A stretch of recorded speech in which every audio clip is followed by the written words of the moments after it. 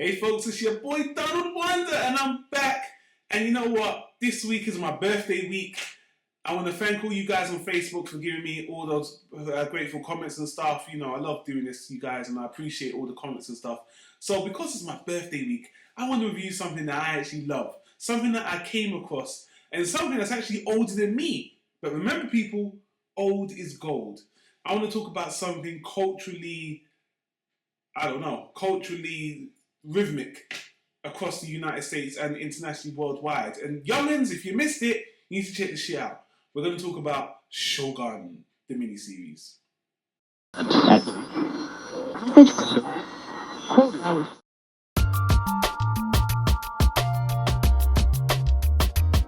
Tyro Media.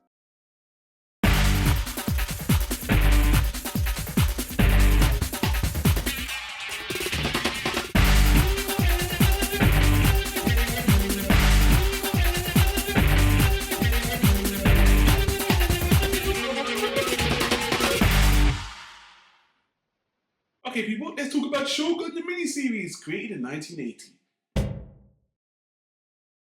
Shogun, the miniseries, is actually based off true events of an Englishman who went to Japan and kind of integrated with the culture. Well, that's putting it nicely. But the miniseries is based off a book by the same name as well. It was created in 1980. And before we get into the miniseries, I just want to say, this was recently re-released on Blu-ray for the first time. And unbeknownst to me, Shogun was a series that had a cultural effect on Americans and internationally. It's one of the shows that made the Westerners love Japan. And I understand that now because it's so culturally engrossing. You get to see all those things we love now about Japan. You know, the samurai, the tea ceremonies, the tradition, the culture, the language. If you love Japan, Shogun really encapsulates everything about Japan, about what makes Japan so beautiful. And the thing is, if we think about it more recently, we've seen things like Tom Cruise in The Last Samurai and 47 Ronin, where you kind of have these kind of foreigners in Japan, and this is so much more of what that wants to be, but a much more faithful kind of story in that length. It's kind of the Dances with Wolves kind of story, but to me, this was done way before all of them. It was made in 1980. I was born in 83. I'm 31.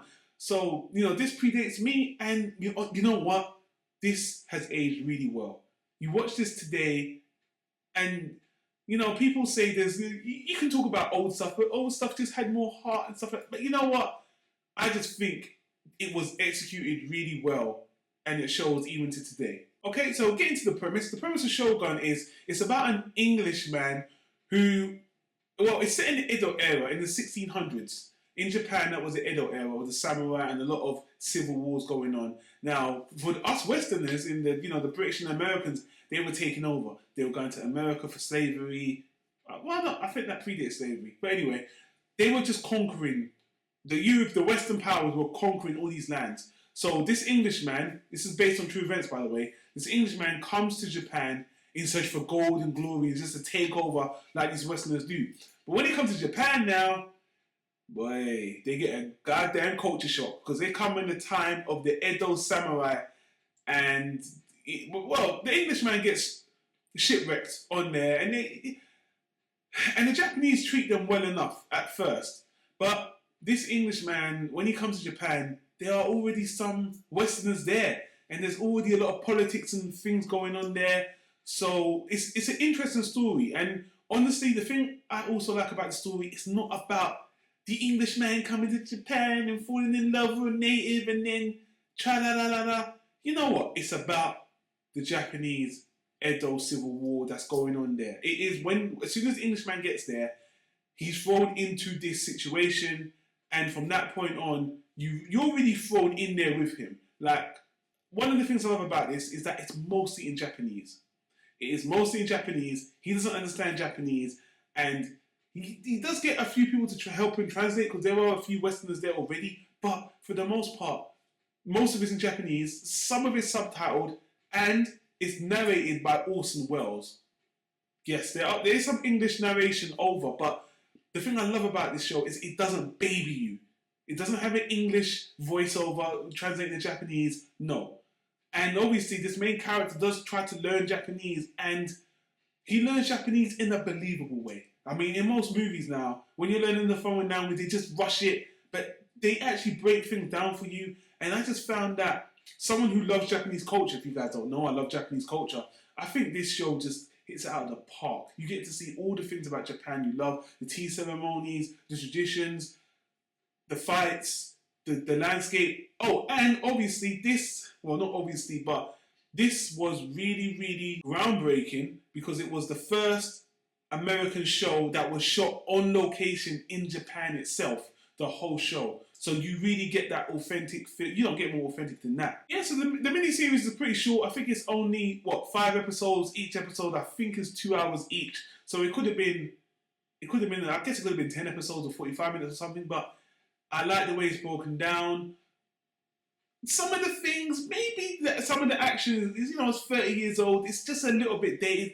But I still think even now it holds up well. The Blu-ray restoration was good, but it wasn't widescreen. It was still 4:3, which kind of bothered me.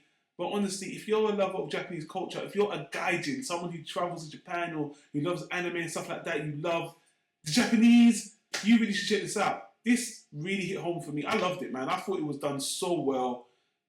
I will watch this again and again. I'm gonna buy this because I did watch it online. I streamed it, but I need to own this shit.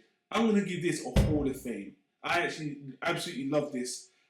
There's so much, you can try to nitpick, but I can really hardly fault the show. And even when it ends, it doesn't, like I said, it doesn't end on that. The white man conquers all, he said, it's not about this English white guy. He is the main character, but it's about Japanese. I just think the story was done properly. This is how you do, a foreigner coming to a land. This is that kind of story done absolutely perfectly. And I think it's perfect, man. I wish someone would buy this for my birthday. Buy it for my birthday. I want it for my birthday. God damn it. You guys know I love Japan. But this was fantastic. What else can I say, people? I highly recommend it. If you haven't seen it, because I know I hadn't seen it. Let's be honest. I was born in '83. This was made 3 years before me. I hadn't seen it. Guys, youngins, lovers of Japan, go back and watch Shogun. It's been re-released on Blu-ray, as I said, and it's really cheap. I think it's relatively short, and I think you'll get a kick out of it. So, that's my long rambling review for Shogun. It's a classic, and now I understand why. That's all I have to say, people. Thanks for liking the channel. We're still on the hiatus mode, even though I've decided to go back on my high HD camera just this one time. But I might surprise you. I might still use this camera next time on my little webcam shorts. But anyway, that's it, people. Like, comment, and subscribe. If this is your first time to Planet Tyro, we do reviews on everything. Books, anime, movies, and sometimes trending topics, whatever we can think of. But right now, things are just coming at random. So, thanks for joining in. Check out some of the old content. I'll see you in the next one at Planet Tyro. Don't wonder. Stay in. Peace out.